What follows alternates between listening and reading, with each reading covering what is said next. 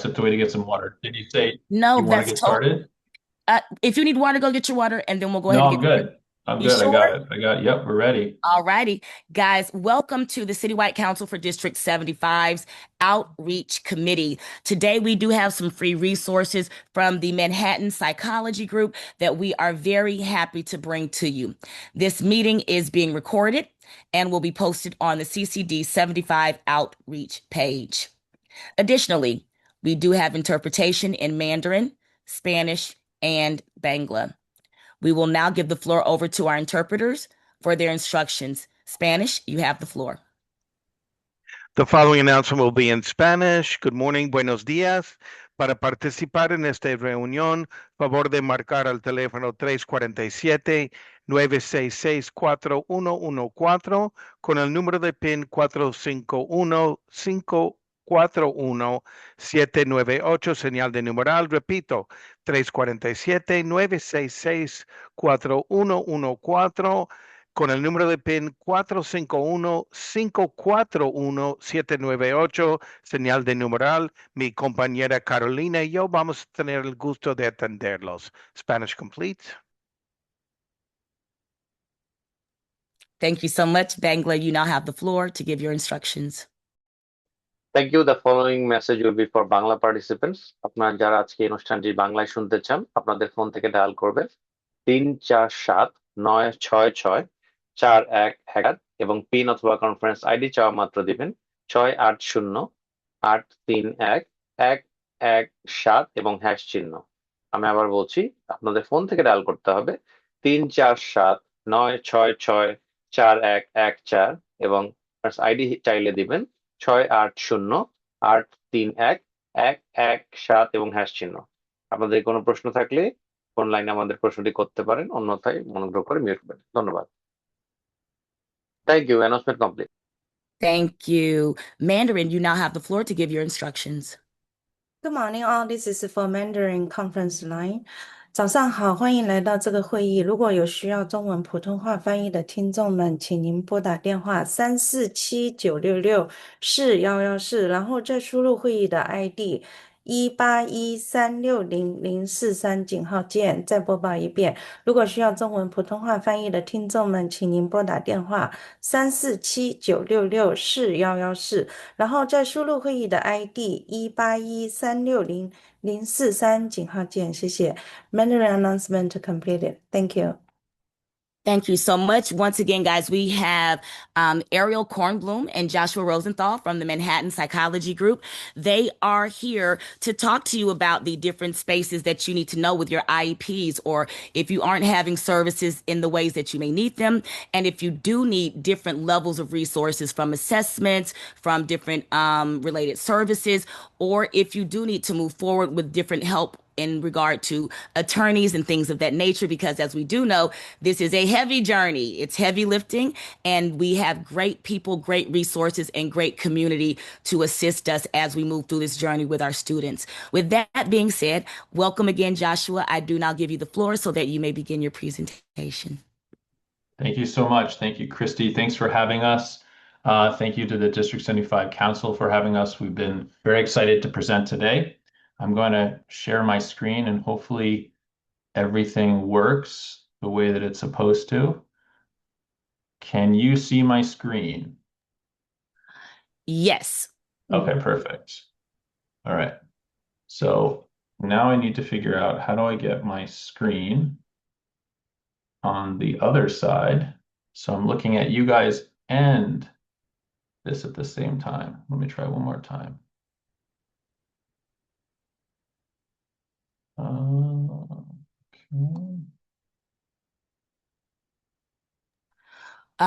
Spanish interpreters, while Joshua's troubleshooting, could we make sure that you beat me to it, Harold. Thank you.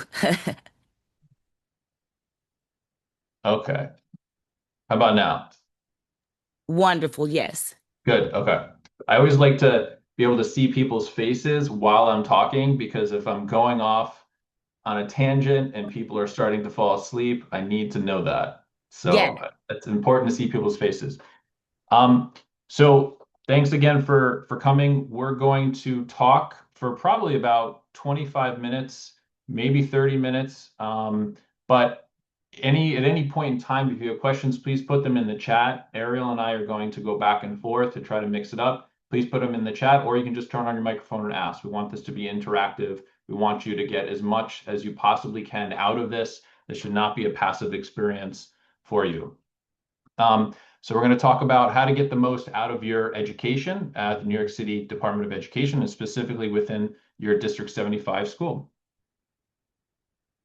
We're going to talk about what your child is legally entitled to under FAPE, which is the Free and Appropriate Public Education. And I'm going to turn my phone off so it doesn't make any noises. How to evaluate whether your child is actually making progress at their school. What does meaningful progress look like? How can you make your IEP even stronger if you're not seeing progress? And then what to do after that if that is not quite enough. So we're going to cover a lot of ground. Hopefully it's not going to be completely new because all of the children in a District 75 school have an IEP. But again, if something jumps out at you, please stop us. So I am Josh Rosenthal. I'm a clinical psychologist. I'm the owner and founder of Manhattan Psychology Group. We've been around providing behavioral services to New York City families since 2011. We've been supporting families specifically with partial hearing orders in the DOE for over 10 years now. So we're quite fluent with that. And we provide all different types of services. So just to give you understand how we know what we're talking about, we provide testing. We deal with a lot of children having school refusal. Children need behavior therapy or applied behavioral analysis, parent training, cognitive behavioral therapy, counseling, tutoring, and we do have providers in Spanish. And what we try to do is really try to make it as frictionless and as clear and as transparent as possible. What is working and what is not working? And let's do the things that are working. Because we know that when you have a child, and we have children, Ariel and I both have children, every month matters, especially if your child has special needs. Every month matters, and you do not want to waste any time. And we are completely independent. We have no financial relationships with any schools or attorneys or other agencies. So what we're talking about is not influenced in any way by anything like that. So just want to make sure that's clear.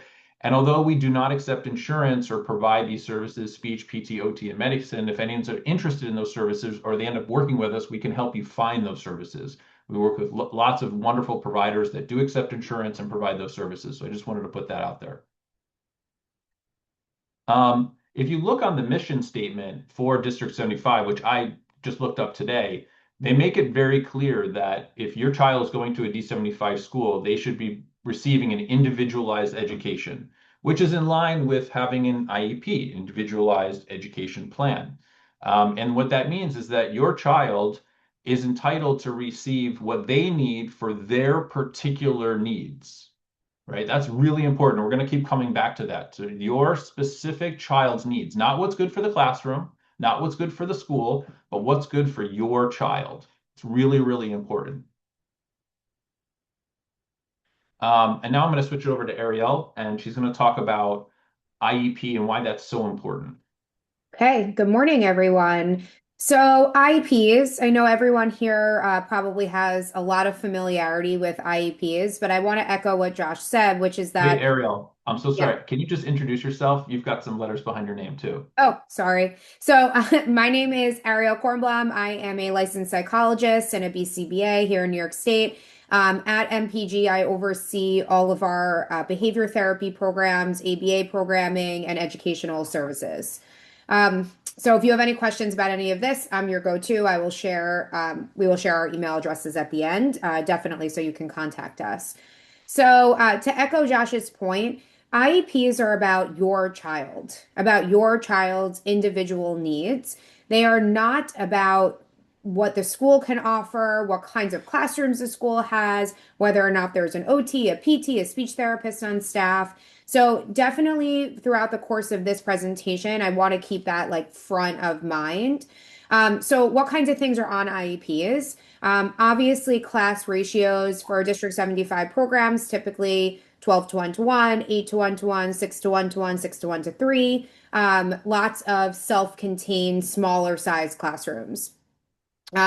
Students who have behavior intervention plans or BIPs also typically have behavior support in the form of a one-to-one paraprofessional who is assigned by the school. And then all the related services, speech therapy, occupational therapy, physical therapy, counseling. I will add that, again, these are at the rate in which your child needs them based on their specific set of challenges. Many students also have assistive technology devices or communication supports on their IEPs. That could be for, communication in the form of utilization of an iPad or apps. It could be use of talk to text for writing assignments, anything like that. Some students have 12-month services, meaning they go to school for the 10-month school year and then the 6-week summer program. It's called an ESY, extended school year.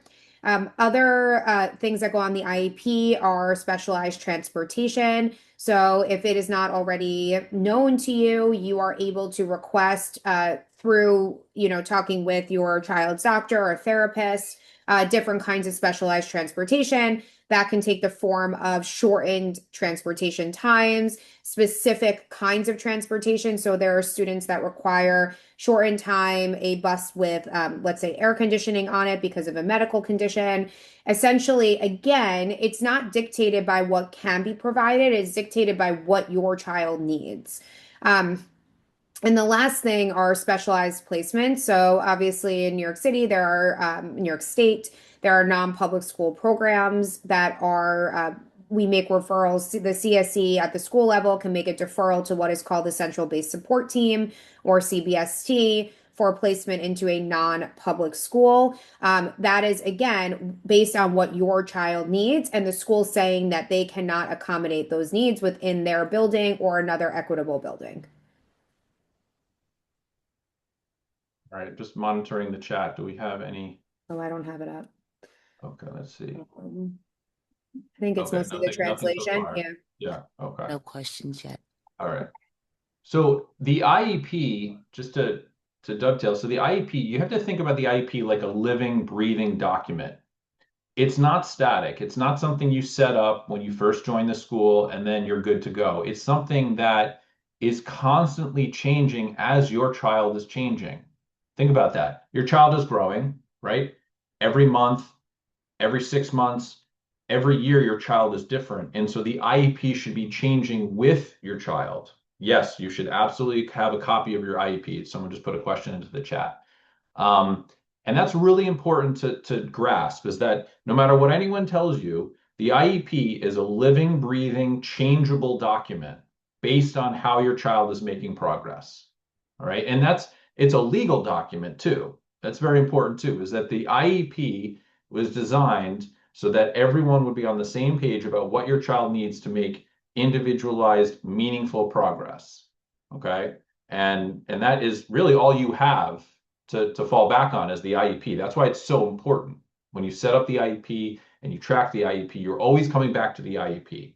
And it can be really helpful too, right? Because you all are on the same page about the goals of the IEP and what the expectations are. And now in a District 75 school, what we're looking for in terms of IEP progress are communication skills, self-regulation skills, daily living independence, so being able to move around in the classroom and get things done on your own, and then any reduction in interfering behaviors.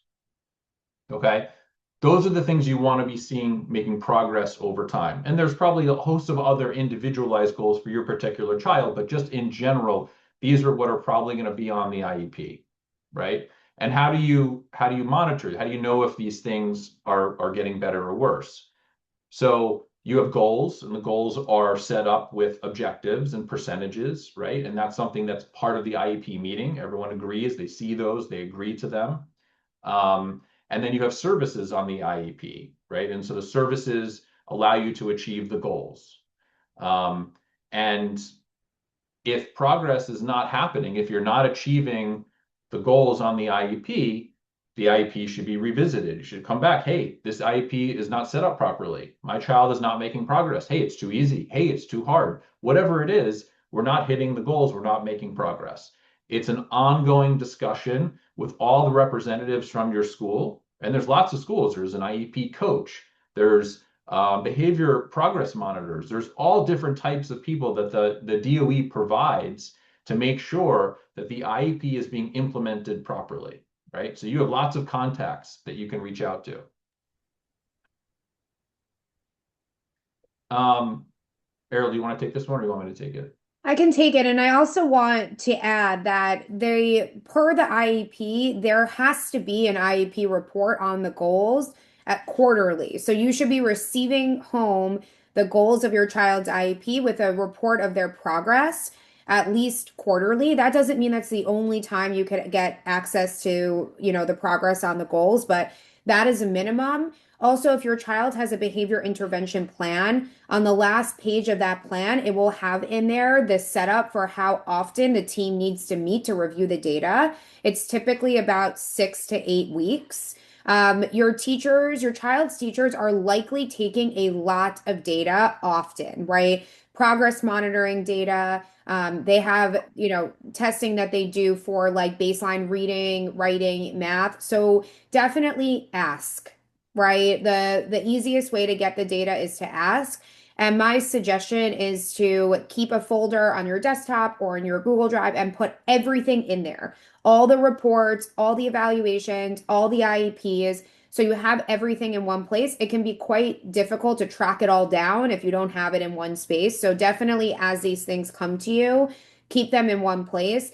For one reason or another, the DOE tends to send home like paper documentation. You could ask them. The IEP is digital. They could certainly email it to you. So you could definitely ask them for that. And I know my child has an IEP, right? And Errol used to be a Yes, school my child has psychologist. my child has an IEP too. So we're both in it. We understand. For parents, And you just to used to jump in, work for the you'll need to give permission for the schools to give it to you electronically, which generally is an email. Please send it electronically. Yes. And if they can. For the behavior intervention, you want to make sure when you get that IEP that piece is connected. Sometimes they will not give you that piece either by accident or by error, but as they're saying, that's information that you need and you should have it from the beginning. Yes, that's a really good point. I have seen that often where the behavior plan gets like disjointed from the IEP itself. It should always come together. There was a Go ahead, question in the chat. Someone said about requesting a non-public school and how she just wasn't seeing progress. We're going to get to that later in the talk, Miss August. So thank you for asking that question. But we'll answer that at the end of the talk, by the end of the talk.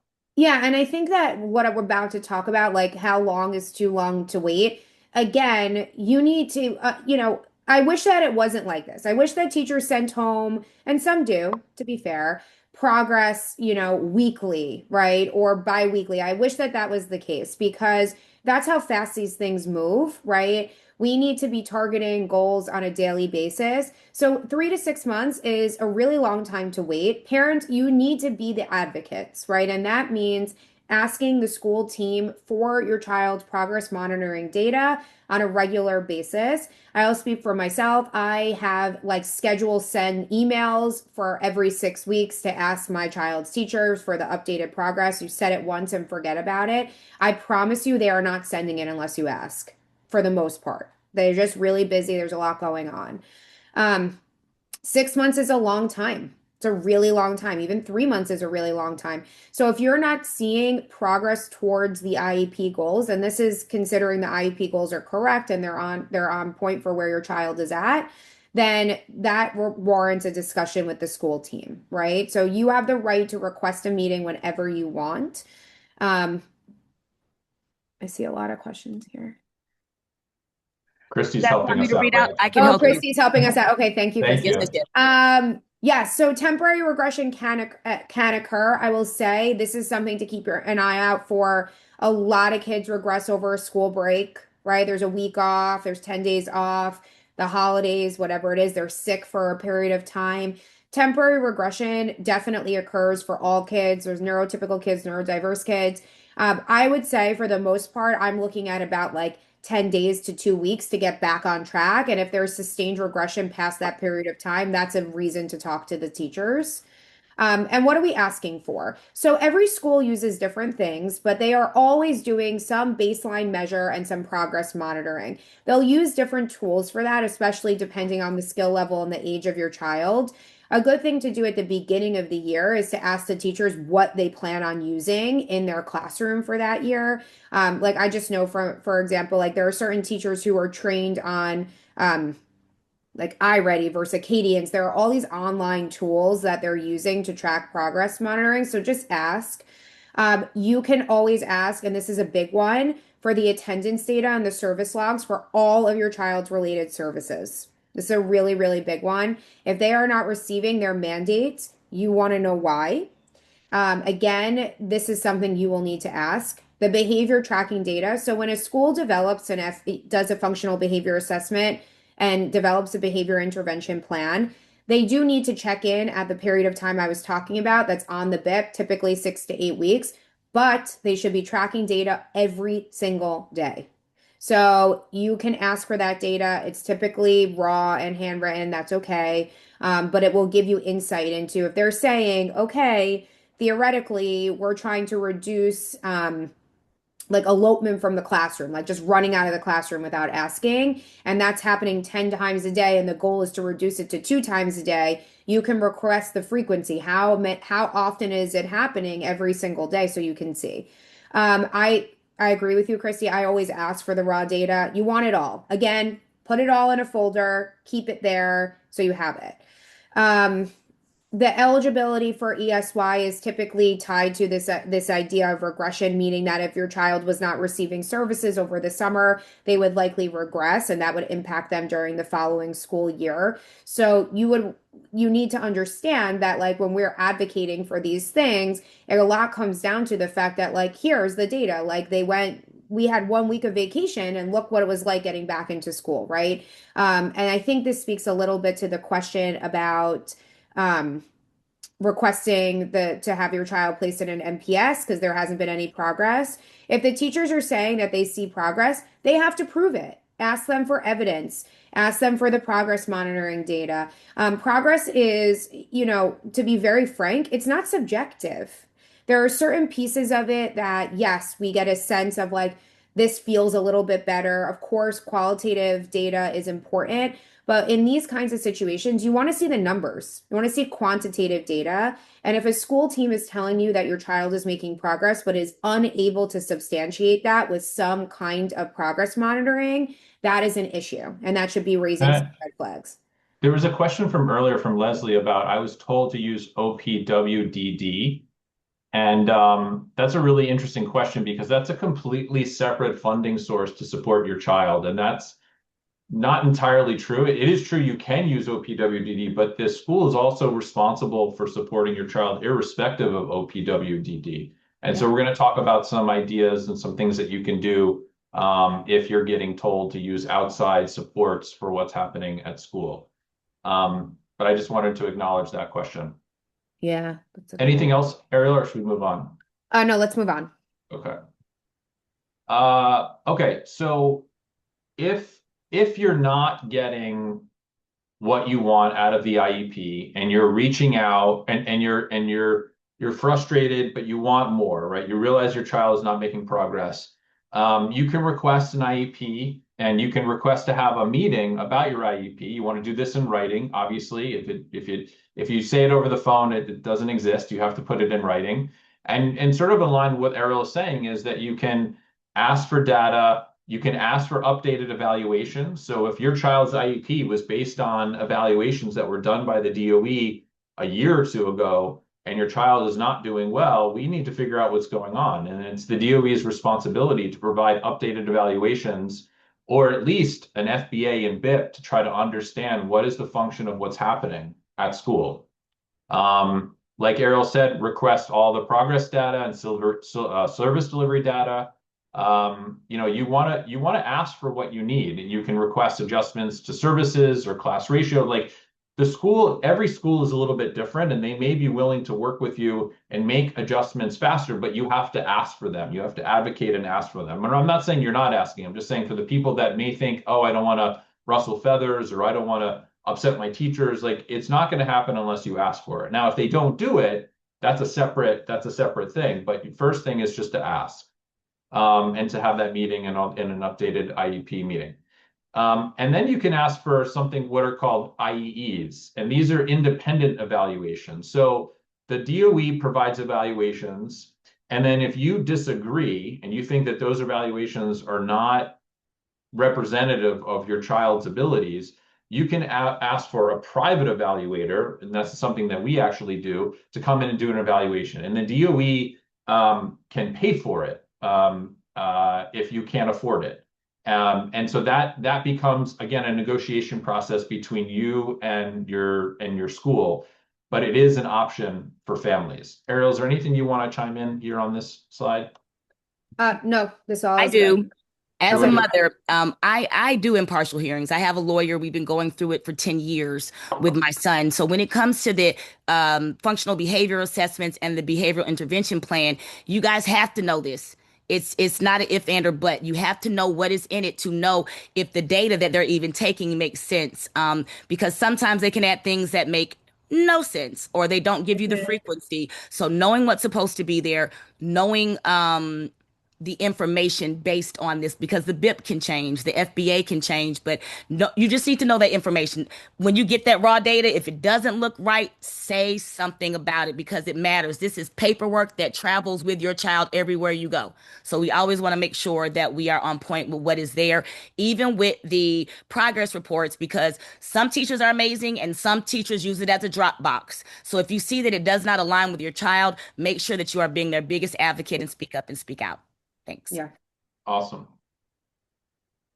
So let's say you're trying to play nice and you're trying to work with your school to get things changed. Ariel, why don't you take this one? I've been talking. Sure. So, what happens? You ask for updated IEP, you're saying your child's not making progress. And, maybe this speaks to the earlier question about like the school's disagreeing, right? The school is saying, well, your child is making progress. Sort of where do you go from there? Most times the CSE chair, who is typically the school psychologist, will hand you, because I used to be a school psychologist for the DOE, a thing this big that's like your rights as a parent, like what you can do. And it's super confusing and very antiquated. But what you can do is you have the right as a parent to disagree with the school's decision, whether it's what they're putting into the IEP or the progress that's being made. You have the right to request, again, as many IEP meetings as you want, but it's not working. You do have the right to file a formal complaint. That is called a due process complaint, or a DPC, and it goes through what is called the impartial hearing office at the New York City Department of Education. Most families utilize either a attorney or an advocate to represent them in those hearings, and we'll talk a little bit more about that. But essentially, once you file, and this is why you want to have all of your data and all of the evaluations and everything in writing, because to Josh's point, if it happened over the phone and it doesn't exist, you need to have everything in writing, because when you meet with an advocate or an attorney, they are going to ask for every single piece of documentation that you have ever seen from your child's school, and they are going to want to know the timelines. When did you request this? When was this meeting? So the more that you can come to those initial meetings prepared with that information, the better.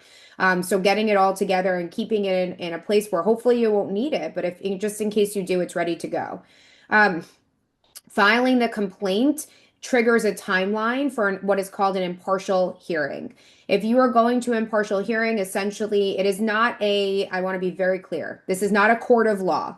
It is a bureaucratic administrative hearing. It's not like you're not in front of a judge, you're in front of an impartial hearing officer, and that person is there to hear essentially both sides, the parent side and the school side.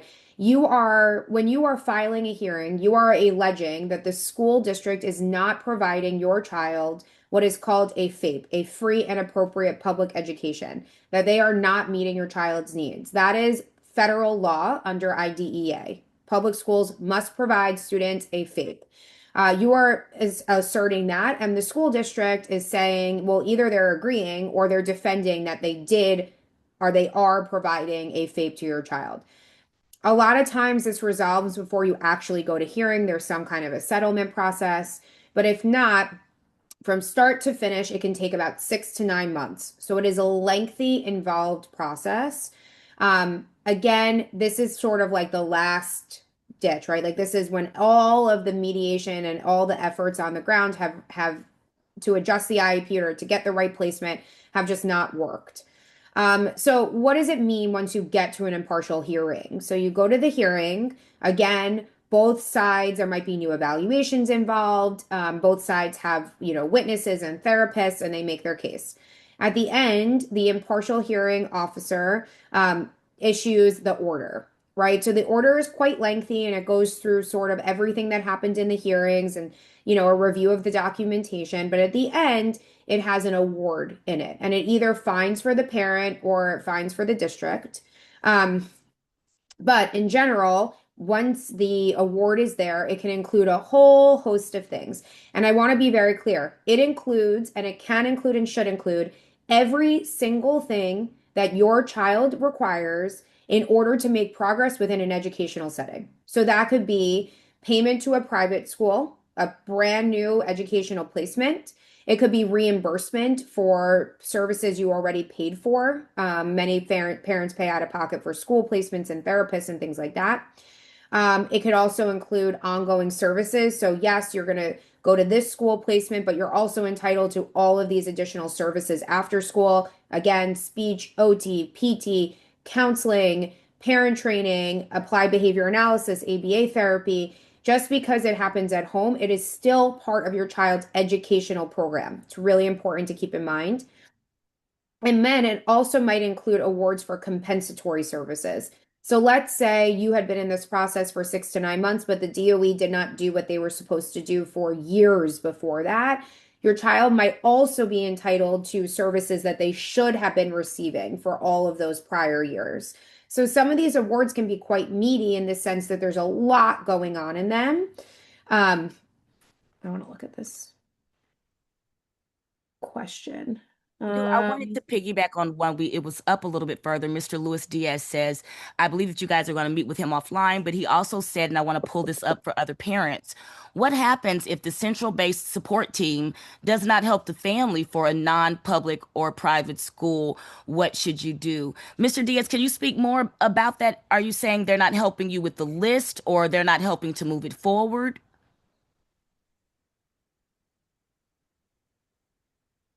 Let us know when you can come off of mute, and then we can you guys can answer that. So I have my recommendation to all families who receive a central-based deferral is to do 2 simultaneous processes. You can look up the list of approved non-public schools. I have it. I can certainly send it out.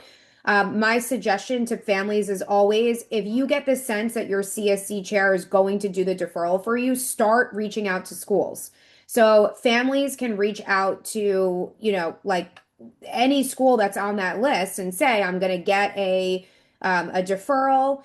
You don't need, the CBST does not have to send the packets out for you. You can do your own application to these schools, and oftentimes that moves the whole process along faster. So my suggestion is to get a feel. Like, I would definitely recommend like all the Facebook groups, the support groups. Lots of parents have a really great intel into MPSs, which ones are a good fit for certain kinds of students. If you reach out to them and say you have a deferral, they will tour you, they will take the packet, and they will move the process along. You do not need CBST to be involved in that process. You can essentially get your child in and just tell your case manager that that's what you did. Obviously, it would be great if the CBST case manager was really running the ship, but oftentimes they do not. Let's keep moving because I want to make sure we have enough time at the end. And then Joshua, as we get to the end, we do want to take space to check in with our interpreters to see if there are any questions in the Spanish, Bangla, and Bengali lines. For sure. So if you're considering next steps, and there's a lot of questions in the chat, I love all the questions. It's clear that we're striking a nerve with some people, and that's good. That's why we're here. That's why we're providing the information. we're set up, our goal, right, is to remove friction for families so that it doesn't have to be even more scary and frustrating than it already is to have a special needs child, right? That's ultimately what we're trying to do, is remove the friction. So we're offering free consultations to any family that's interested in learning more about what we're talking about. We're going to put our contact info into the chat. Errol, could you actually do that while I'm talking? Hi, I'm And sorry. This is yeah. Spanish interpreter. I do have a question on the Spanish line. Do you want to do that Sure. now or?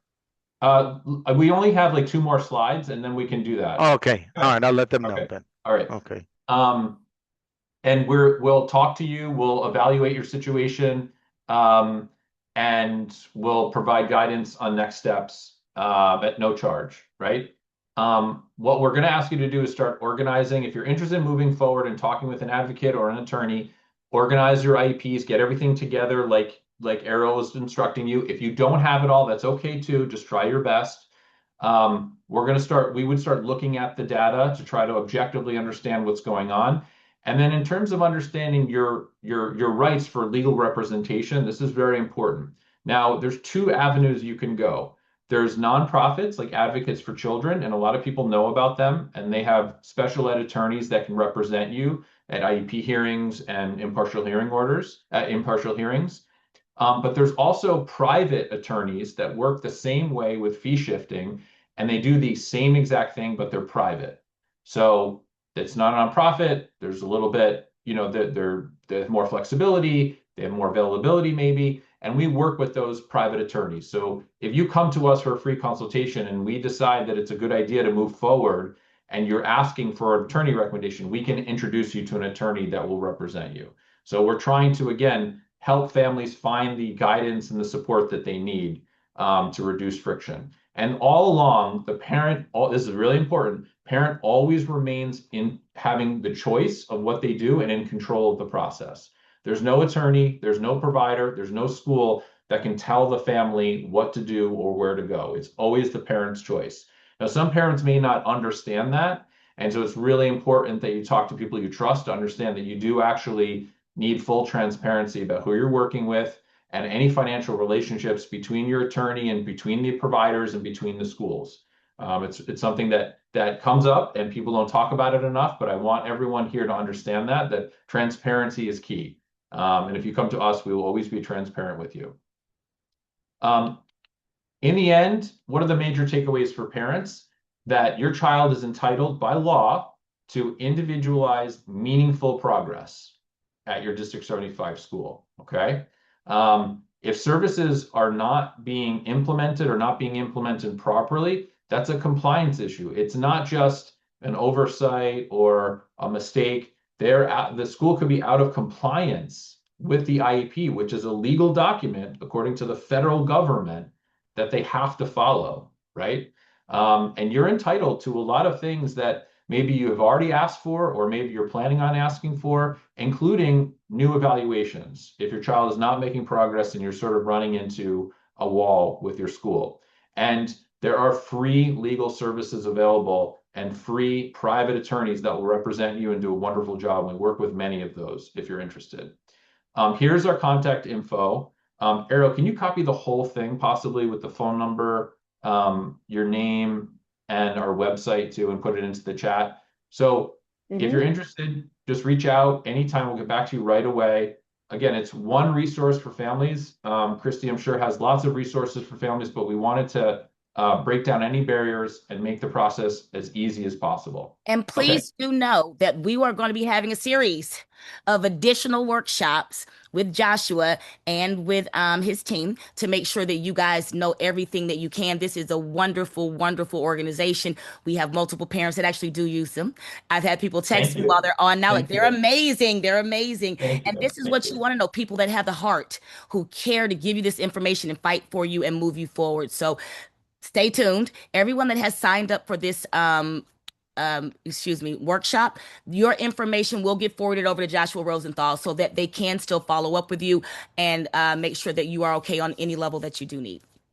And we have a one-pager that Christy, I think, is going to share with everyone that explains this entire process in one page with our contact information and make it super simple. And we have Spanish people on staff. All the attorneys we work with have Spanish-speaking people, so that shouldn't be a barrier as well. Okay, Harold, I'm sorry, I cut you off before. What was your question?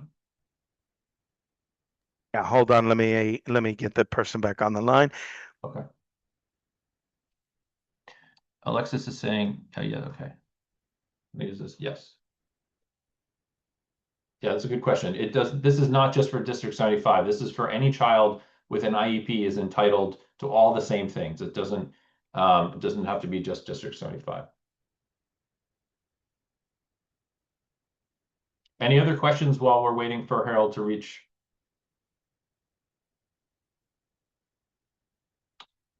Okay, so that's I usually. did have a question Yep. up, Joshua. What is I know it's 10 days, right, after the annual IEP that they have to give you the IEP? Because I wonder, it's still that rule is a 10-day rule. Yeah. Any recourse if they pass that by weeks, let's say, for one of the people I'm working with? I think it's like 2 months at this point. I would definitely put in writing, it's been 10 days, it's been 15 20, yeah. days, it's been how many days. So you have the whole thread there. I mean, I think this is where like a lot of people who, even if you don't know where you're going to go with it, it does make sense to at least get some kind of an advocate on your Some trail, team, yeah. to even come to like, for example, like I take someone to my own IEP meetings for my child just because like it's good to have another person there who's not as That's right. it's hard to remember certain things. You have somebody taking notes and it adds an extra layer of accountability. I find that the schools not that they get scared, but they understand that you're like, your stuff, right? And then they shouldn't take advantage of your family. Even calling a parent member, I'm on the list and I go in. I don't know the people. I can't really Right, you offer can call, they legal give you the advice, list of people. but Exactly, yeah, right. but Like having it an is extra really person, helpful. yeah. Mhm. People don't realize that there's a list of parent members you can call to your IEP. The DOE you have to give them a week's notice, but just having that extra person is so important.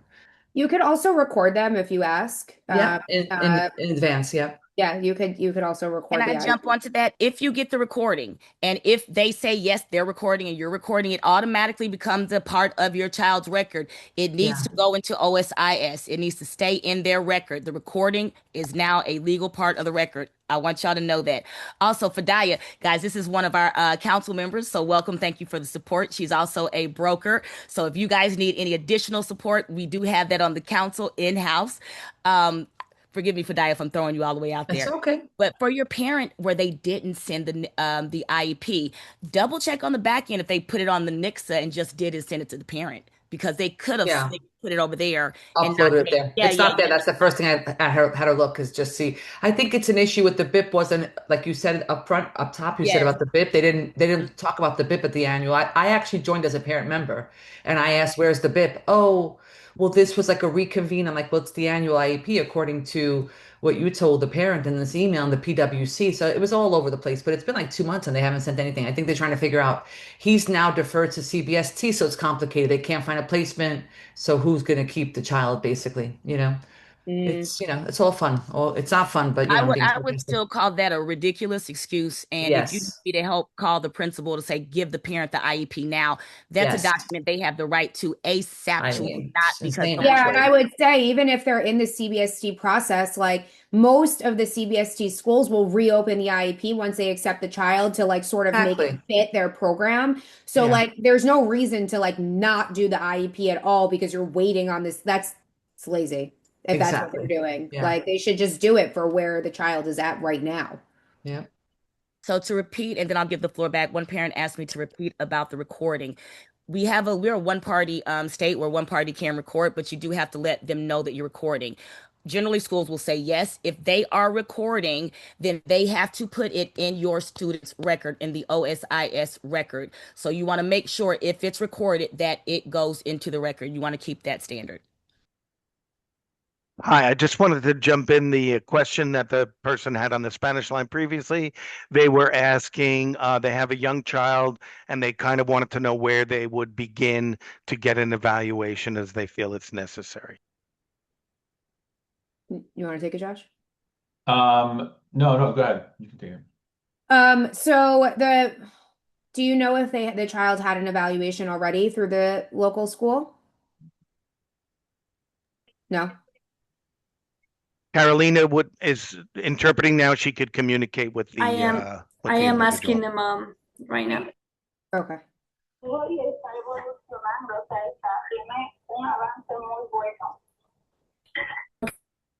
Yes, he had the evaluation and he has had some significant improvements.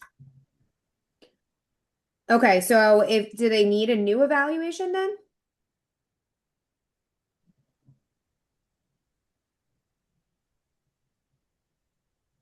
Señora. Sí, me imagino que cuando yo tenga una reunión con los terapistas, yo le puedo decir que me lo reevalúen para ver si lo pueden subir de nivel, o sea, si lo pueden cambiar a un grupo más avanzado con el progreso que él está teniendo. Okay, permítame. Yes, I believe once I have a meeting with the therapist, then I can ask for a new setup for a meeting and to be reevaluated because I believe he's having a good progress and he should be in an advanced level. Yeah, so you can ask the school for a reevaluation at any point in time. If you do not agree with the school's evaluation or it's not good enough, so I will be clear that like the school does not do neuropsychological evaluations, they do psychoeducational evaluations, which are not diagnostic in nature and also do not look at every single aspect of cognitive functioning, executive functioning, social emotional health. You could ask the school for the actual CSE. You could ask them for an IEE on that level. You don't necessarily need to go to a hearing or have an attorney for any of that. You could just say, I want a neuropsychological evaluation for my child. And they should, if they agree, they will give you a list of people that accept their funding for it.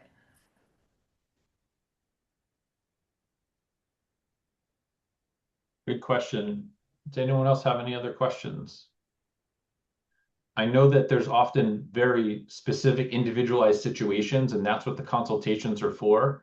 So if you feel like there's a lot of information you want to share about your specific child, please reach out and we can get into the weeds with you versus just here today. Any other questions?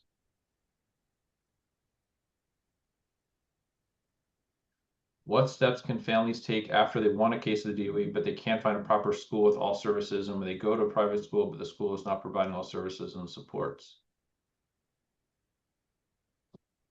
So Karina, what did the order say? It said that you can take it and go to any private school?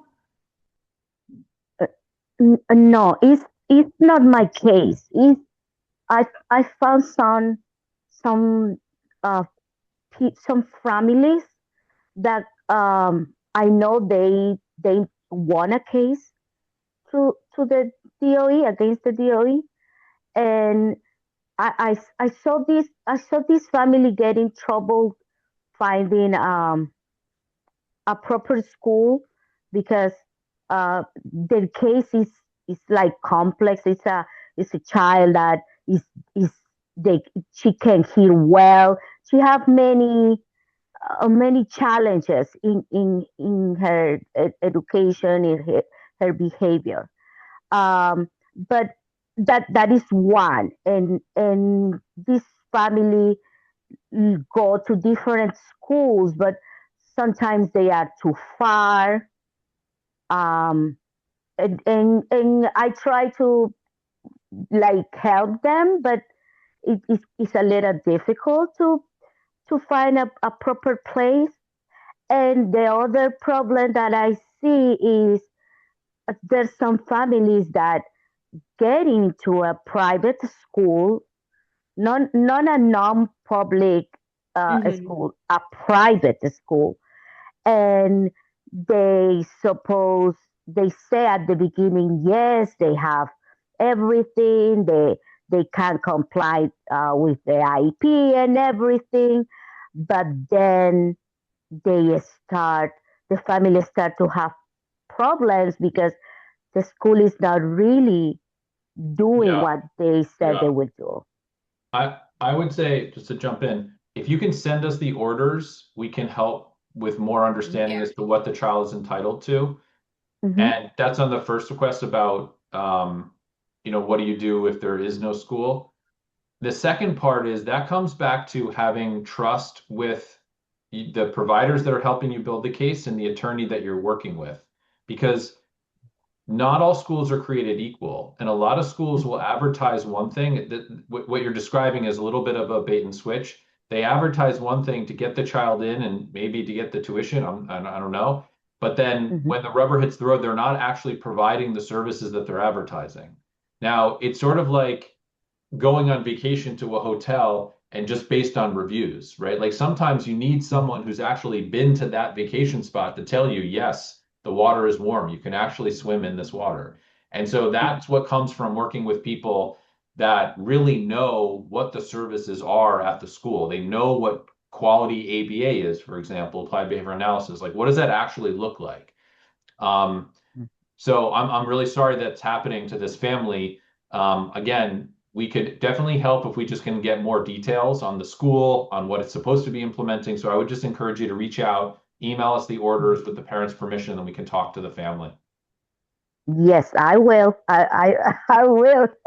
Every order, by the way, every order is completely different. And the way that the order is written makes a huge difference on what the family is entitled to. It can come down to 1 or 2 words that will make a huge difference in terms of what providers are eligible. So it's really, really important that the parents, one, work with an attorney that understands the law really well and understands what the New York City sort of landscape is of services in schools, and two, that they implement the orders are written in a way so that it creates the most options for the parents. So again, it's unfortunate some families have had bad situations, but working with people you trust makes a big difference. Also, I have a Thank quick you question. very much. Miss, Sure. I don't know, Harold, do you want to say what Miss Rosa said? I believe it says her son is in the 6th Yeah, grade. sure. I'll translate that for you.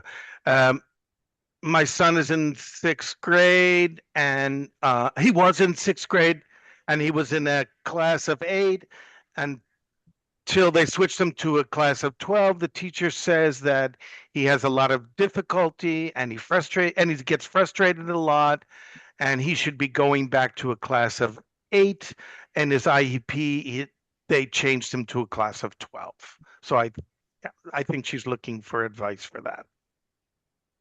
Yeah, I would say in that situation that if she can call up like either a parent member or bring an advocate to the IEP meeting, sometimes that happens with schools they want to eliminate a certain classroom, right? So it happened a bunch of years ago when a lot of community schools eliminated their 12s, and they tried to move tons of kids into ICT programs that were not really a good fit for that. That's the school making the decision based on what they have, not what your child needs. So definitely reopening the IEP and taking an advocate, an attorney, or a parent member to the IEP meeting. If the teacher is saying that he needs an 8, then hopefully they can say that in the meeting as well, right? And if they deny you, then that's sort of a reason to take the next step, maybe towards a hearing.